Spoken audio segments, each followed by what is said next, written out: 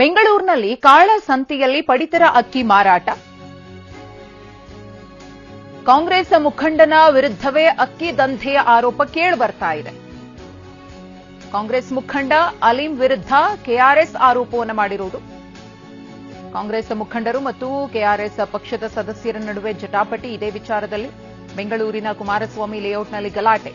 ಅಲೀಂ ಬೆಂಬಲಿಗರು ಮತ್ತು ಕೆಆರ್ಎಸ್ ಪಕ್ಷದ ಮುಖಂಡರ ನಡುವೆ ಪೊಲೀಸ್ ಠಾಣೆ ಬಳಿ ಜಮಾಯಿಸಿದ್ರು.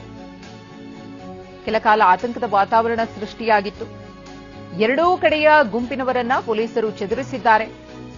ಬಿಪಿಎಲ್ ಕಾರ್ಡ್ದಾರರಿಂದ ಕಡಿಮೆ ಬೆಲೆಗೆ ಅಕ್ಕಿಯನ್ನ ಖರೀದಿ ಮಾಡಿ ಅದನ್ನ ಕಾಳಸಂತೆಯಲ್ಲಿ ಮಾರಾಟ ಮಾಡ್ತಾ ಇದ್ರು, ಹೆಚ್ಚಿನ ಬೆಲೆಗೆ ಅನ್ನೋ ಆರೋಪ.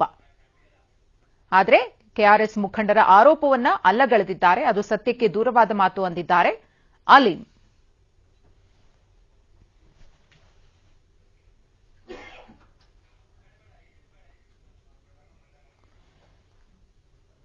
ಈಗಾಗಲೇ ಕೆಆರ್ಎಸ್ ಪಕ್ಷದ ಮುಖಂಡರು ಮಾಡಿದಂತಹ ಆರೋಪವನ್ನ ಅಲೀಂ ಅವರು ಅಲ್ಲಗಳೆದಿದ್ದಾರೆ. ಸಿಸಿಟಿವಿ ದೃಶ್ಯಗಳನ್ನು ಕೂಡ ಒಂದು ಕಡೆ ಗಮನಿಸ್ತಾ ಇದ್ದೀರಿ. ಗಲಾಟೆ ಆದಂತಹ ಸಂದರ್ಭದ ದೃಶ್ಯ. ಬಿಪಿಎಲ್ ಪಡಿತರದಾರರ ಅಕ್ಕಿಯನ್ನ ತಗೊಳ್ಳೋದು ಕಡಿಮೆ ಬೆಲೆಗೆ, ಅದನ್ನ ಹೆಚ್ಚಿನ ಬೆಲೆಗೆ ಮಾರಾಟ ಮಾಡುವಂತಹ ದಂಧೆಯನ್ನ ಮಾಡುತ್ತಿದ್ದಾರೆ ಅನ್ನೋದು ಕೆಆರ್ಎಸ್ ಪಕ್ಷದ ಮುಖಂಡರ ಆರೋಪ ಆಗಿದೆ.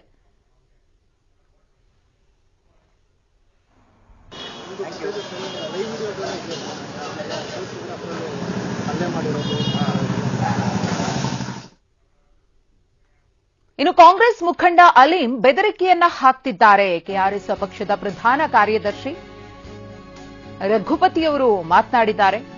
ಅಲೀಂ ಅವರು ಬೆದರಿಕೆಯನ್ನ ಹಾಕ್ತಿದ್ದಾರೆ ಅಂತ ಹೇಳಿ ಆರೋಪಿಸಿದ್ದಾರೆ. ರಘುಪತಿ ಅಕ್ರಮಗಳನ್ನ ಬಯಲಿಗೆಳೆದಿದ್ದಕ್ಕೆ ನಮಗೆ ಬೆದರಿಕೆ ಹಾಕ್ತಿದ್ದಾರೆ.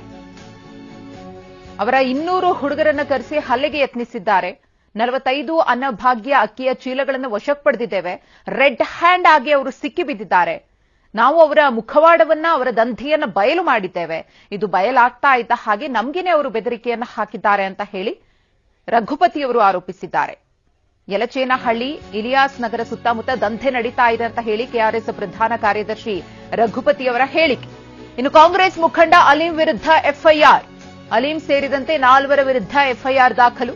ಕುಮಾರಸ್ವಾಮಿ ಲೇಔಟ್ ಪೊಲೀಸ್ ಠಾಣೆಯಲ್ಲಿ ಎಫ್ಐಆರ್ ದಾಖಲಾಗಿದೆ. ಕೆಆರ್ಎಸ್ ಪಕ್ಷದ ಮುಖಂಡ ಸೈಯದ್ ಪರ್ವೇಜ್ ದೂರನ್ನ ನೀಡಿದ್ರು. ಆ ದೂರಿನ ಆಧಾರದ ಮೇರೆಗೆ ಎಫ್ಐಆರ್ ದಾಖಲಾಗಿದೆ. ಅನ್ನಭಾಗ್ಯ ಅಕ್ಕಿಯನ್ನ ಅಕ್ರಮವಾಗಿ ಖರೀದಿಸಿ ಸಾಗಾಟ ಮಾಡ್ತಿದ್ರು ಅನ್ನೋ ಆರೋಪ.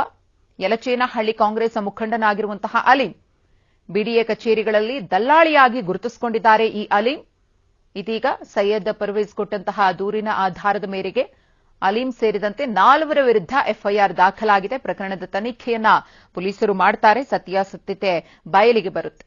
ಇಲ್ಲಿ ಯಾರು ಆರೋಪ ಮಾಡ್ತಿದ್ದಾರೆ, ಆ ಆರೋಪವನ್ನ ಅಲೀಂ ಅಲ್ಲಗಳಿತಿದ್ದಾರಲ್ಲ, ಅದಕ್ಕೆ ಪೂರಕವಾಗಿ ಸಾಕ್ಷಿಗಳು ಸಿಗುತ್ತಾ ತನಿಖೆಯ ನಂತರ ಗೊತ್ತಾಗುತ್ತೆ.